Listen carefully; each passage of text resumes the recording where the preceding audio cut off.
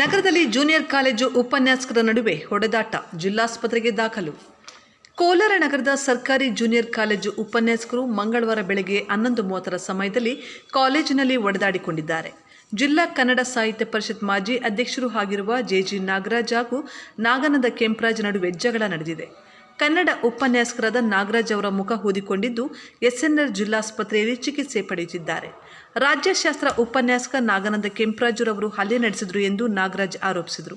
ಇಬ್ಬರ ನಡುವೆಯೂ ಕಳೆದ ಕನ್ನಡ ಸಾಹಿತ್ಯ ಪರಿಷತ್ ಚುನಾವಣೆಯಿಂದ ಮನಸ್ತಾಪವಿತ್ತು.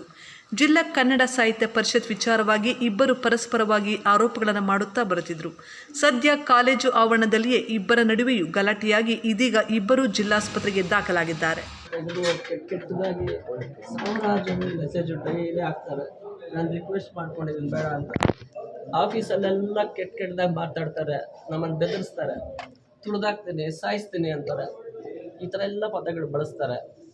ಪ್ರತಿದಿನ ನೆನ್ನೆ ಪ್ರಿನ್ಸಿಪಾಲ್ ಮುಂದೆನೇ ಮಾತಾಡ್ತಾರೆ.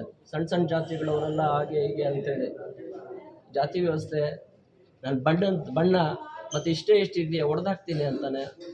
ಅದು ಸುಮ್ಮನೆ ಇರ್ತೇನೆ, ನಾನು ಒಂದೇ ಒಂದು ಮಾತಾಡೋಲ್ಲ. ಸ್ಟಾಫಲ್ಲಿ ಸುಮ್ಮನೆ ಇರ್ತೀನಿ, ಮೀಟಿಂಗಲ್ಲಿ ಸುಮ್ಮನೆ ಇರ್ತೀನಿ. ಯಾಕೆಂದರೆ ಪ್ರಿನ್ಸಿಪಾಲ್ ಹೇಳಿದ್ರು ಏನು ಮಾತಾಡಬೇಡಿ, ಸುಮ್ಮನೆ ಇರಿ ಅಂತ. DDPUನೂ ಹೇಳಿದ್ರು ಸುಮ್ಮನೆ ಇದ್ದೀನಿ ನಾನು.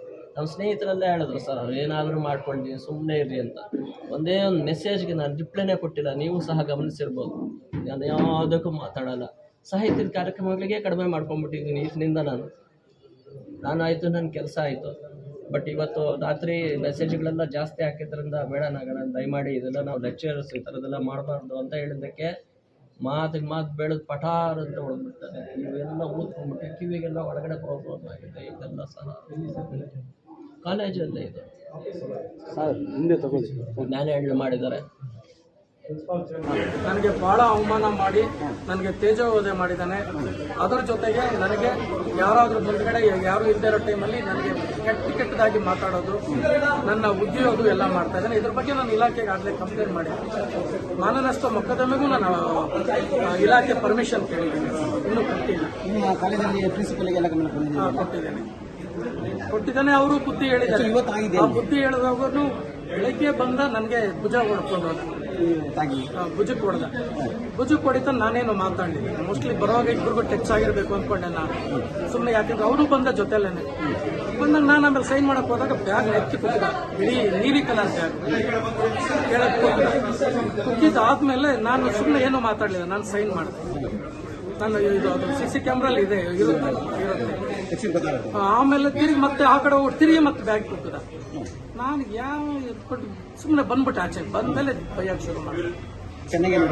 ಎಲ್ಲ ಕೆಟ್ಟ ಮಾತುಗಳು ಬೈದಿಲ್ಲ.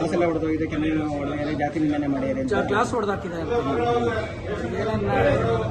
ಆಮೇಲೆ ಆಚೆ ಬಂದು ಮತ್ತೆ ನಾನು ಕ್ಲಾಸ್ಗೆ ಹೋಗೋ ಟೈಮ್ಗೆ ಬಂದಿದೆ. ಒಂದು ತಿರುಗಿ ತಳೆದಾಗಿ ತಗೊಳ್ತೀನಿ. ಆದರೂ ನಾನೇನು ಮಾತಾಡಲಿಲ್ಲ.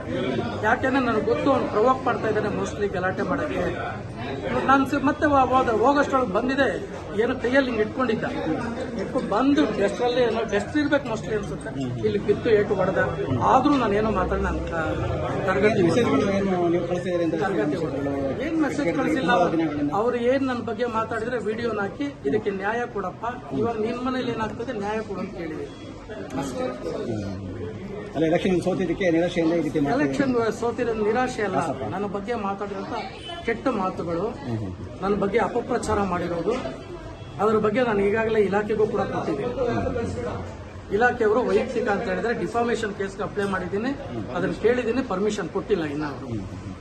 ಇದೆಲ್ಲ ನಡೀತಾ ಇದೆ. ಅದೇ ಟೈಮ್ಗೆ ನಾವಿಬ್ಬರು ಒಂದೇ ಕಾಲೇಜ್ಗೆ ಬಂದ್ವಿ. ಇದು ಅವತ್ತಿಂದ ನಾನು ಹಿಂಸೆ ಕೊಡ್ತಾ ಇದ್ದೀನಿ. ಏನು ನಾನು ಏನೇ ಮಾಡಿ ಗಲಾಟೆ ಮಾಡಬೇಕು, ಆದರೆ ಗಲಾಟೆ ಮಾಡಿಲ್ಲ. ಆದರೂ ಕೂಡ ಇವತ್ತು ಇಷ್ಟೆಲ್ಲ ನನ್ನೇ ಹೊಡೆದು ತಳ್ಳಿಬಿಟ್ಟು ಬಂದು ಈಗ ಇಲ್ಲಿ ಅಡ್ಮಿಟ್ ಆಗಿದ್ದಾರೆ ಅಂತ ನನಗೂ ಬೇಜಾರಾಯಿತು. ಅದಕ್ಕಾಗಿ ನಾನು ಜಗಳ ಮಾಡ್ಕೊಂಡಿಲ್ಲ. ಜಗಳ ಅವರೇ ಮಾಡ್ತಾ ಇರೋದು. ನನ್ನ ಏನೇ ಮಾಡಿ ಪ್ರವೋಕ್ ಮಾಡ್ತಾ ಇದ್ದಾನೆ ಅಷ್ಟೇ.